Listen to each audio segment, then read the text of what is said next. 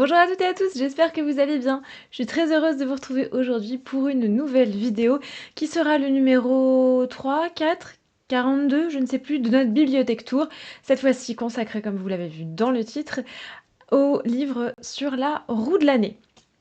Alors, on va d'abord très rapidement revenir sur la notion de roue de l'année, au cas où ce ne serait pas quelque chose de clair pour tous et toutes, puisque on n'est pas forcément tous et toutes familiarisés avec ce genre de choses. La roue de l'année, c'est un concept de 8 fêtes saisonnières qui ont été élaborées dans le courant des années 60 et 70. Non, pas avant. Pas avant. Non, ça n'existe pas. Ça n'existait pas avant. Pour en fait donner au néopaganisme et en particulier à la Wicca, donc qui est un néopaganisme qui est essentiellement hérité des traditions gréco-romaines et celtes. Je dis bien essentiellement parce que c'est du syncrétisme et pas du tout du reconstructionnisme. Mais bref, ils se sont basés sur ces deux paganismes-là, qui sont en gros les paganismes les plus importants et les mieux connus en Europe occidentale, hein, donc forcément, hein, on va vers ce qu'on connaît, ce qui est tout à fait logique. Et donc on a essayé de reconstruire un calendrier complètement adapté à des pratiques contemporaines, sur la base de festivités que l'on connaissait en particulier dans le monde celtique, mais également dans d'autres sphères. Les seules fêtes qui soient attestées dans le monde celte, je dis bien celte et pas celtique, on fera la distinction, mais on va en reparler tout à l'heure, ce sont ce qu'on appelle aujourd'hui les 4 sabbats majeurs que sont Imbolc, Beltane, Lunasa et Samhain. Les autres, donc tout ce qui concerne les solstices et les équinoxes, ne sont pas attestés, du moins, dans les traditions celtes. Donc, a priori, étaient connus, mais ne faisaient pas forcément l'objet de festivités particulières chez les différents peuples celtes. Donc, ne croyons pas que quand on fête les 8 sabbats de l'année, on fête les fêtes comme les Celtes. C'est complètement fou. D'autant qu'en plus, on a remanié beaucoup de choses. Mais je vous renvoie à toutes les vidéos que j'ai faites par rapport au sabbat. Il y a une playlist qui est dédiée spécialement à ça, que vous trouverez sur la chaîne. On va pas s'étaler là-dessus. Bref, donc là, on est sur un syncrétisme qui date des années 60-70 et qui nous permet en fait tout simplement, dans les différents néopaganismes qui sont en vogue aujourd'hui, d'avoir des festivités pour marquer les saisons. Donc généralement, ces festivités sont de 2 catégories différentes, donc soit les grandes fêtes celtes du feu dont j'ai déjà parlé, et d'autre part les équinoxes et les solstices qui marquent des points un petit peu particuliers au niveau des saisons. Là c'est la même chose, je vous renvoie vers les vidéos qui sont consacrées à ces différentes festivités pour en savoir plus. Pour faire très simple, les solstices correspondent à un moment où soit la durée du jour, soit la durée de la nuit est à son maximum dans l'année, donc respectivement aux alentours du 20-21 juin pour le jour le plus long de l'année et aux alentours du 20-21 décembre, 22 décembre pour le solstice d'hiver et donc la nuit la plus longue. Et on a d'autre part les équinoxes qui, eux, correspondent à des moments où la durée du jour et la durée de la nuit sont exactement de même durée. Du coup, au printemps, au début du printemps, aux alentours du 20 mars, et au début de l'automne, aux alentours du 22-23 septembre à peu près. Ça change tous les ans puisque c'est un phénomène astronomique. D'ailleurs pour ça, si jamais vous voulez connaître exactement la date et l'heure des équinoxes et des solstices, je ne peux que vous orienter vers un site d'astronomie compétent, par exemple l'IMCCE, qui va vous permettre de les calculer en un clic. C'est vraiment très pratique et c'est fiable. Bref, aujourd'hui on va parler de livres qui peuvent nous inspirer pour préparer nos festivités de la roue de l'année, donc de ces fameux 8 sabbats, de ces fameuses 8 fêtes, hein. Si vous ne voulez pas les appeler sabbats, ne les appelez pas sabbats, hein, ça vous regarde. Mais il y a pas mal d'ouvrages qui existent sur le sujet et j'ai eu envie de vous parler de mes préférés, qui ne sont pas forcément tous axés sabbat, on le verra, mais qui peuvent donner quelques petites billes pour nous inspirer un peu plus. Puisqu'il faut dire que on approche d'un sabbat, très bientôt, dans quelques jours, qui est le sabbat de Lunasa, et que c'est un sabbat qui ne m'inspire pas du tout. Voilà. J'ai fait une vidéo là-dessus, si jamais vous pouvez aller quand même la regarder. Mais voilà, j'ai du mal avec le sabbat de Lunasa, et du coup, là, j'ai ressorti tous mes bouquins sur les sabbats pour essayer de me donner des idées et de l'inspiration. Du coup, je me suis dit, ça peut être l'occasion de vous en parler. Alors, c'est pas la peine de tourner plus longtemps autour du pot, ça fait quand même 5 minutes que je gamberge. Lançons-nous directement, allons-y, c'est parti. Premier livre que je vous recommande, oui, j'en ai déjà parlé, oui, j'en reparlerai probablement parce que quand on parle de fêtes d'inspiration celte, comment ne pas parler de Christian-Joseph Guyonnewarck et Françoise Leroux et de leur merveilleux Les Fêtes celtiques, qui donc ne parlent que des 4 fêtes dont j'ai parlé, donc Imbolc, Beltane, Lunasa et Samhain, qui sont les seules qui soient attestées dans les calendriers celtes, et qui permettent de revenir sur leurs origines celtes, mais aussi sur le folklore qui en a été récupéré ensuite dans les pays celtiques. On va l'expliquer ça. Promis, on va l'expliquer tout à l'heure. Mais voilà, c'est un bouquin donc, qui est un bouquin historique. Cela dit, c'est un livre de vulgarisation qui est très abordable, qui a une lecture qui est relativement agréable, qui est étayée de pas mal d'extraits de textes qui sont traduits et commentés. Donc ça peut permettre d'aller plus loin en lisant les textes en question. C'est essentiellement axé du coup sur les textes irlandais, puisque ce sont les seuls que l'on ait, qui ne sont pas des textes contemporains aux Celtes, on ne le redira jamais assez, mais qui sont des textes qui ont été écrits par des clercs catholiques dans le courant du XIIe siècle, donc bien après la christianisation des îles britanniques. Seulement, eh bien, le folklore irlandais était encore, et la mythologie irlandaise était encore bien connue, et ils ont été couchés sur le papier un petit peu plus tard, mais après que la civilisation celte ait été supplantée par le christianisme. On est bien d'accord, hein? Donc, à prendre avec des pincettes, bien entendu, puisque eh bien, on n'a quasiment pas de témoignages contemporains des Celtes de leur festivité. C'est la raison pour laquelle c'est aussi difficile d'en faire une reconstruction. Mais ce bouquin peut permettre quand même d'avoir de bonnes bases sur lesquelles se baser, du coup. Donc je vous le recommande très vivement si ça vous intéresse. Et en plus, on se rend compte qu'il y a pas mal de différences entre ces grands festivals-là et les sabbats tels qu'on les conçoit aujourd'hui. Je pense notamment à Lunasa, qui n'a pas grand-chose à voir avec le Lunasa historique, puisque nous, on en a fait une fête agraire. C'est quelque chose qui est devenu une fête agraire dans le courant du XVIIIe siècle et qui a été conservé parce que c'est une fête relativement populaire. Or, il est fort probable que ça a été une fête qui était basée sur bien autre chose, en particulier sur des jeux, sur des affrontements, que ça a été une fête qui était plutôt centrée sur l'aspect royal, sur le visage du dieu loup en tant que haut roi. Bref, je vous renvoie à ce bouquin pour en savoir plus et à la vidéo que j'ai faite sur le sujet si jamais ça vous intéresse. Deuxième livre qui a l'air d'être dans la même veine mais qui est très différent, c'est Vivre la tradition celtique au fil des saisons par Mara Freeman. Je ne vous ai pas donné les détails. Celui-ci, donc, il est aux éditions Yoran Bammer et donc il est à 15 €, si jamais. Celui-là, il est chez Guitré Daniel et il est à 25 €. C'est un des plus anciens livres que je possède sur ce sujet-là. Alors, il n'est pas consacré uniquement à la roue de l'année puisque c'est un almanach qui est divisé en 12 mois. Donc, il nous brosse toute l'année.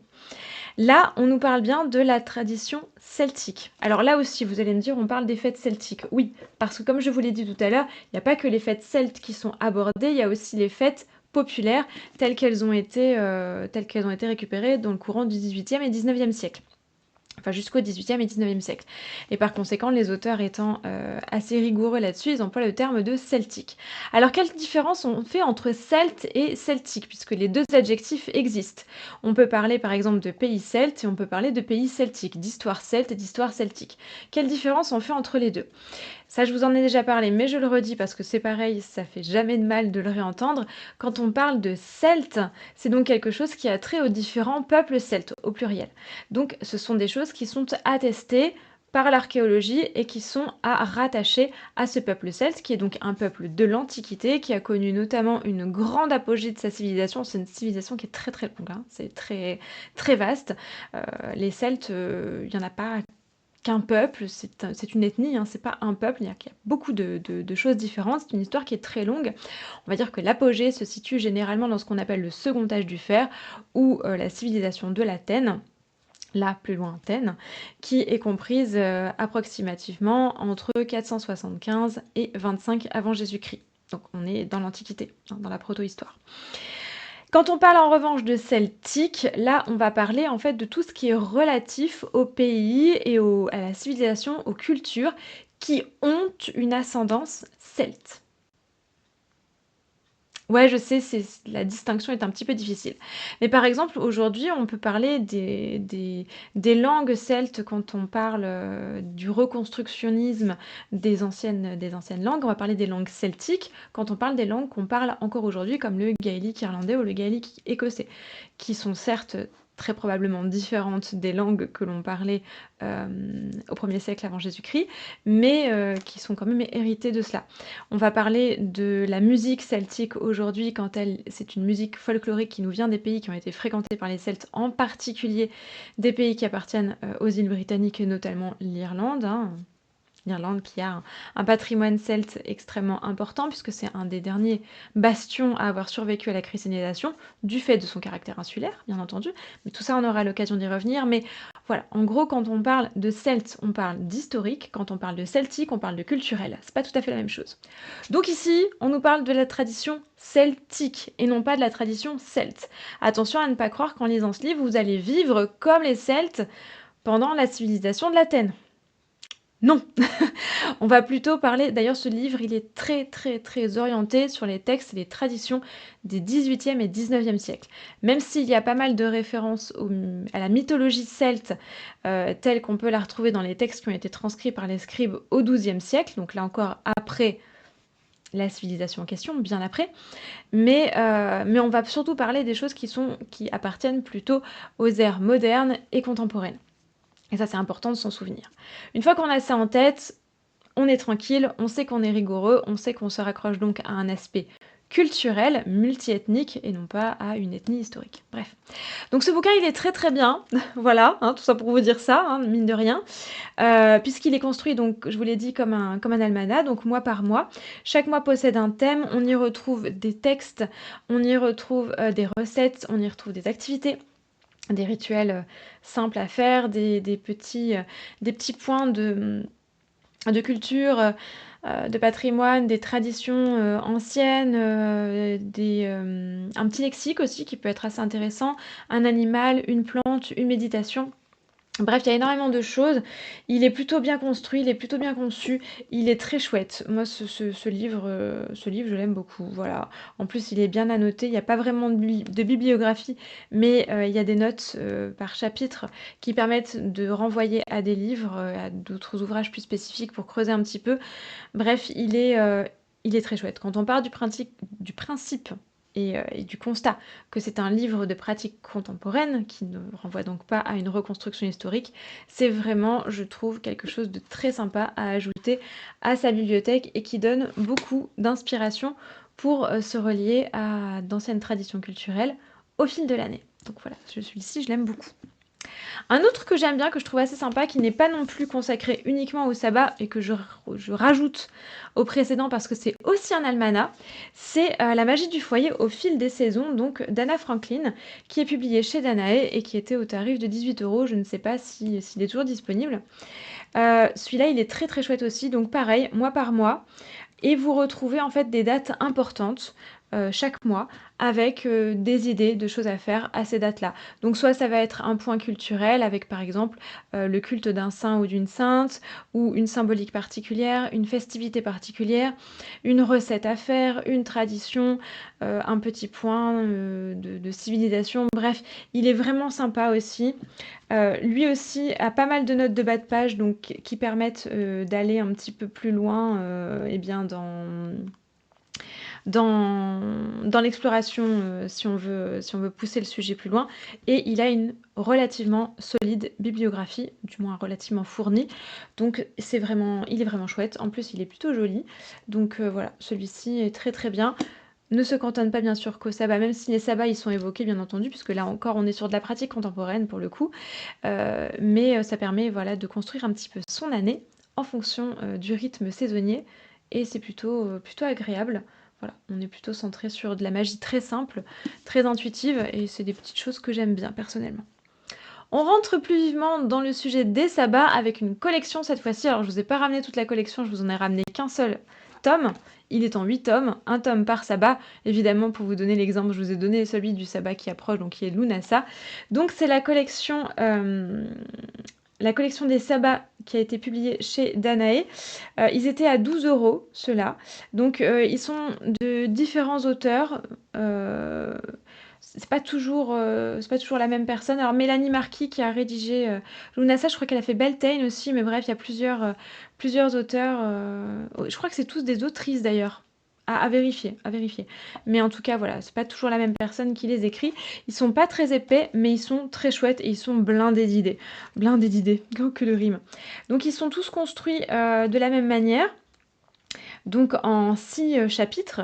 Le premier chapitre, il est consacré donc aux anciennes pratiques. Donc c'est un petit point historique qui est parfois à prendre avec des pincettes parce que ça a été écrit par des Américains. Et que voilà, des fois c'est. Alors je tire un peu sur la corde, mais des fois l'histoire américaine fait quelques petits biais qui sont pas toujours très heureux et quelques petits raccourcis un peu 19e siècle, donc à prendre, à vérifier quand même. La partie ancienne pratique, elle est quand même à affiner avec des bouquins historiques, hein, on va pas se mentir.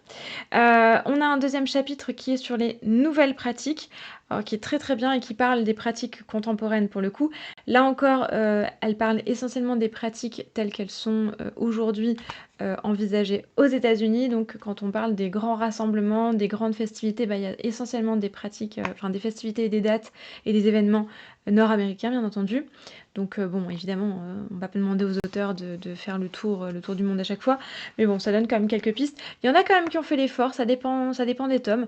Il y en a qui ont fait l'effort d'aller voir un petit peu ce qui se passait en Europe et en Asie. Pourquoi pas.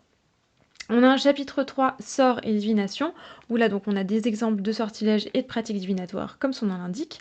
Un chapitre recettes et bricolage, donc pour la cuisine et les petites choses à faire.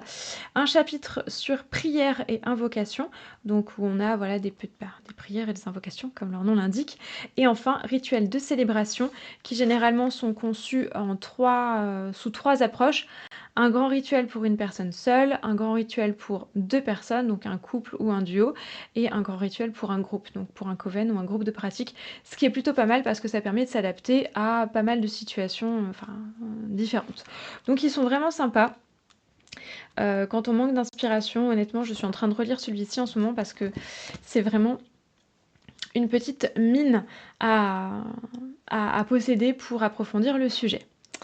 Dans la même veine, la même maison d'édition a lancé il y a peu, donc je crois que c'était l'année dernière ou l'année d'avant, à vérifier, une seconde collection bâtie exactement sur le même modèle, donc 8 tomes.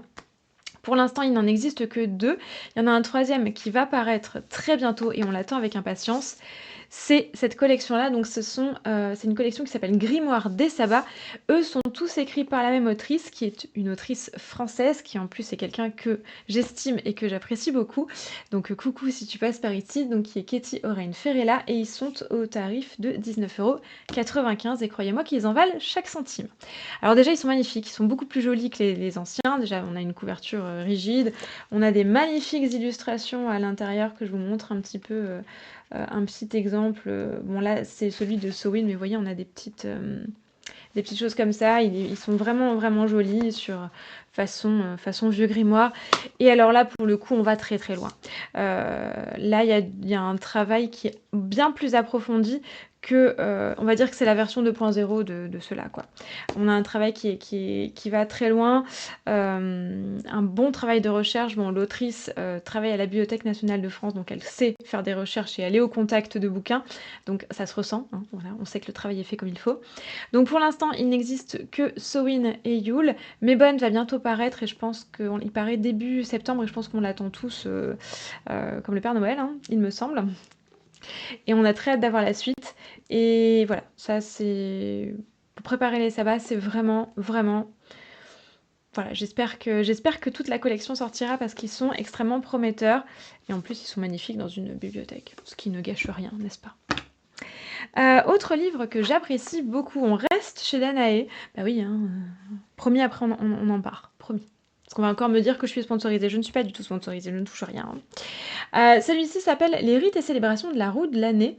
Il a été écrit par Jane Meredith et il est au prix de 16 €.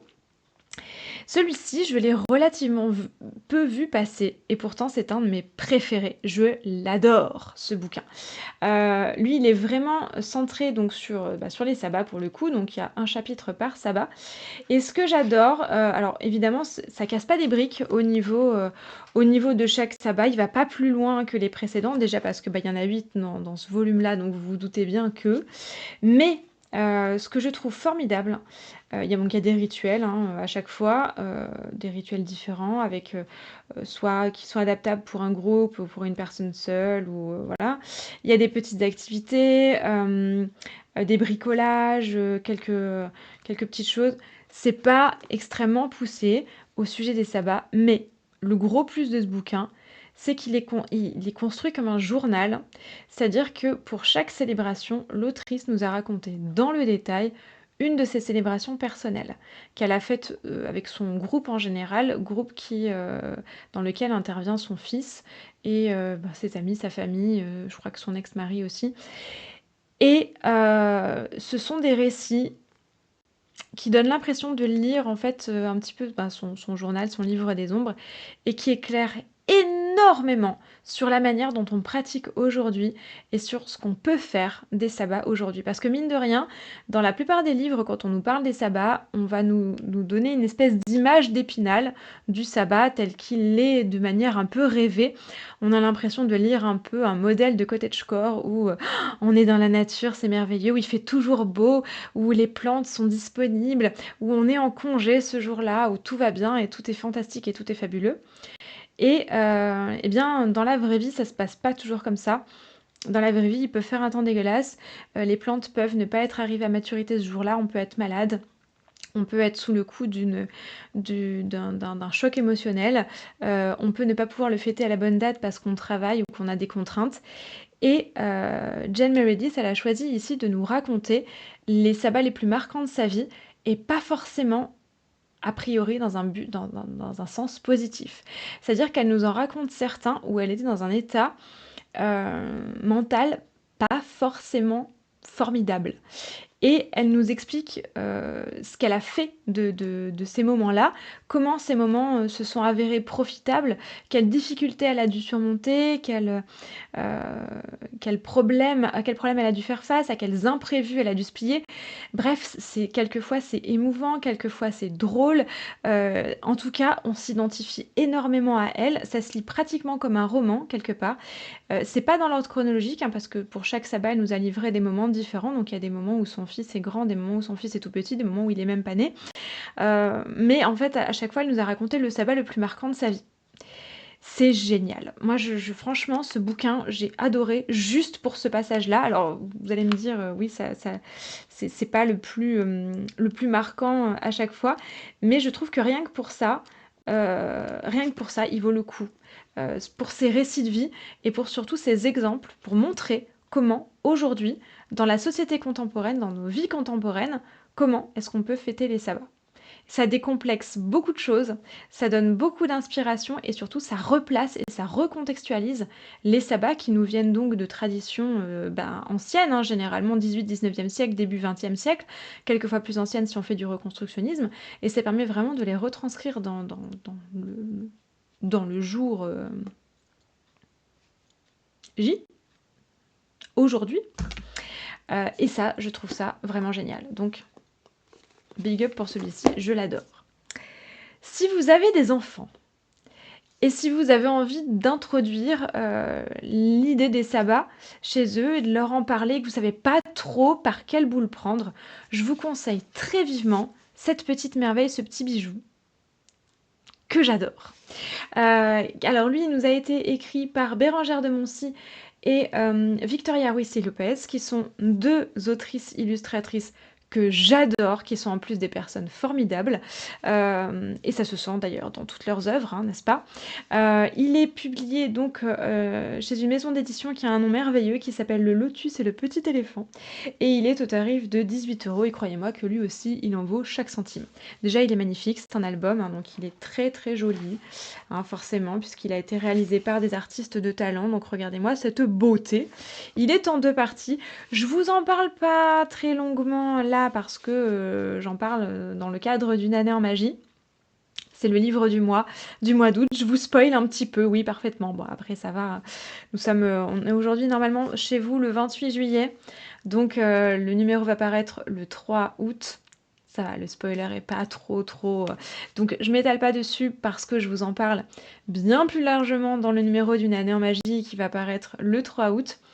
Mais pour vous résumer un petit peu la chose, il est en deux parties. Donc une première partie, c'est un conte initiatique qui nous raconte en fait l'histoire de deux divinités qui vont parcourir la roue des saisons et le cycle de l'année. Pas tellement la roue, mais le cycle de l'année. Donc c'est vraiment du merveilleux autour du changement saisonnier, c'est magnifique. Et on a une deuxième partie donc qui nous fait un petit résumé autour des sabbats. Donc chaque sabbat a 3-4 pages à chaque fois. Voilà, je vous donne un petit exemple là, je vous le mets pas trop longtemps à l'écran pour ne pas spoiler ce bouquin parce qu'il est merveilleux. Bref, c'est génial quand on a des enfants pour introduire ça parce que c'est quelque chose qui est très accessible, qui est très ludique, qui peut permettre de déclencher des discussions, mais c'est quelque chose qui peut être merveilleux aussi chez les grands enfants, comme moi par exemple, qui n'ont pas d'enfants mais qui aiment bien nourrir leur enfant intérieur, ou même, pourquoi pas, pour en parler à des proches qui sont pas du tout familiarisés avec ça. C'est toujours un biais par lequel on peut démarrer. Donc voilà, je vous en dis pas plus, on en reparle dans une année en magie, qui est d'ailleurs, comme d'habitude, le sponsor de cette vidéo, n'est-ce pas? Donc brièvement, une année en magie, qu'est-ce que c'est? C'est un programme que je vous propose pour vous accompagner également tout au long de l'année. Donc je pourrais presque mettre mon programme dans ma bibliographie parce que je m'en sers aussi. Hein. Donc allez, allons-y. Je vais non seulement me sponsoriser, mais en plus mettre en avant, hein, n'est-ce pas? Donc je vous propose une publication mensuelle. Donc c'est plus dans le format Almanach, mais Almanach Comac, puisqu'on a une centaine de pages par mois quand même. Hein. Donc je vous propose à chaque fois d'explorer une plante, un animal, une célébration, un personnage emblématique du monde de l'histoire de la magie, un symbole, des pratiques de saison, des petites magies assez simples et quotidiennes à mettre en place, des divinations, des outils, bref, pas mal de choses pour vous reconnecter au quotidien, vous donner de l'inspiration et nourrir votre pratique. Donc une centaine de pages par mois et ça peut même s'agrémenter selon les abonnements de 4 vidéos supplémentaires en plus de tout ça. Ça se passe sur Patreon et tous les liens sont dans la description. Mais on n'a pas fini, revenons à nos moutons, plein de pages, avec un dernier livre, lui aussi qui peut être très chouette si vous avez des enfants et encore très chouette si vous n'en avez pas, qui n'est pas du tout basé sur la roue de l'année. C'est encore une fois un almanach, mais je l'adore. Alors vous allez pouvoir le trouver dans une édition différente de la mienne, puisque la mienne est un petit peu ancienne. Il s'agit bien sûr de l'Éphéméride, le grand légendaire des saisons, qui a été écrit par 3 auteurs. Alors Pierre Dubois qui l'a écrit, donc qui en est l'auteur, et qui a été accompagné pour ce faire de 2 illustrateurs, le très regretté René Haussmann et le très talentueux Xavier Husson, qui a donc pris la relève quand René Haussmann nous a quittés. Alors il est temps, moi je l'ai en 3 tomes, un tome qui fait automne-hiver, un tome printemps, un tome été. J'ai choisi ici de vous montrer bien entendu le tome été puisque nous sommes en été, mais vous allez pouvoir le trouver en fait sous un seul tome aujourd'hui et sous un format peut-être un petit peu plus réduit que celui-ci, mais le contenu est exactement le même. Donc là encore, c'est un almanach, donc mois par mois, on nous propose en fait d'explorer le légendaire et le merveilleux. Donc on va avoir un passage sur la flore, donc les fleurs, les plantes, etc. Sur les légumes, les dictons, les croyances et les coutumes. Donc une festivité, un conte, la faune, des petites légendes et des saints. Donc des saints S-A-I-N-T, hein, bien entendu. Je ne vois pas ce que ça viendrait foutre là sinon. Mais bref, vous avez compris. Donc à chaque fois, ça se présente sous cette forme-là. Les illustrations sont absolument magnifiques. La plume de Pierre Dubois est d'une poésie extraordinaire. Donc vous voyez, à chaque fois, on a des petites plantes, etc. Bref, c'est pas du tout centré sur les sabbats. On n'en parle quasiment pas, à part pour nous parler des fêtes finalement qui en découlent de ça. Bon, il y a quelques petits points qui sont abordés, notamment pour Samhain et Yule, qui sont des fêtes qui sont extrêmement connues. Mais c'est surtout centré sur l'aspect folklorique, magie des campagnes, légendaire, féerie. Et c'est génialissime. C'est très, très beau, c'est très, très doux, c'est très inspirant et moi j'adore le lire chaque mois en début de mois, je relis le mois qui est associé et ça nourrit énormément, mon inspiration pour le mois à venir. Voilà pour cette petite sélection de livres. Bien entendu, là encore, elle n'est pas exhaustive, hein. Je vous ai présenté surtout mes préférés, ceux que j'utilise le plus. Si jamais vous avez d'autres références, d'autres idées de lecture, n'hésitez pas à les partager avec la communauté, en commentaire. C'est toujours agréable d'aller encore plus loin et d'avoir d'autres livres à explorer. J'espère que cette vidéo vous a plu. Si jamais c'est le cas, n'hésitez pas à lui laisser un j'aime, un commentaire ou à la partager. Ça aide énormément au référencement de la chaîne, ça vous coûte rien, mais moi ça m'aide à me maintenir à flot. Et bien entendu, si vous voulez m'aider de façon beaucoup plus active, vous pouvez me laisser un petit pourboire sur Ko-fi ou rejoindre le programme Une année en magie dont je vous parlais tout à l'heure pour encore plus de mois tous les mois si vous ne vous êtes pas encore lassé.